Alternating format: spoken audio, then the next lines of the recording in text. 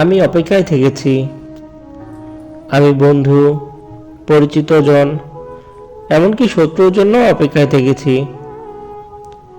বন্ধুর মধুর হাসি আর শত্রুর ছুরির জন্যও অপেক্ষায় থেকেছি।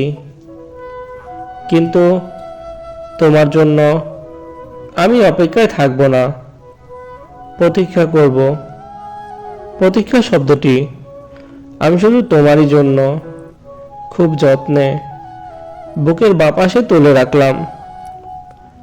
অভিধানে শব্দ দুটির তেমন কোনো আলাদা মানে নেই, কিন্তু আমরা দুজন জানি ওই দুই শব্দের মধ্যে পার্থক্য অনেক।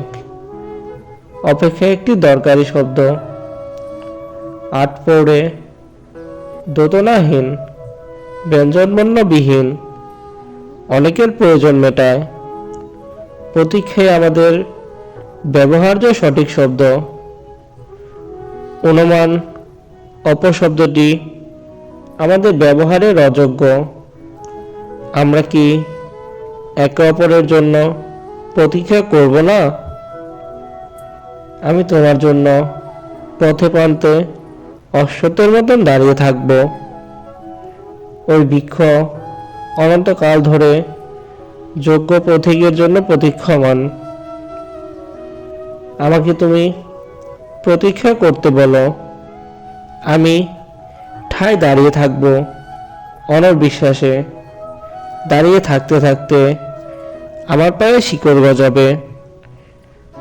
আমার প্রতীক্ষা তবুও ফুরবে না, কোনো দিন না। তোমার জন্য প্রতীক্ষা আমার কোনো দিনও ফুরাবে না।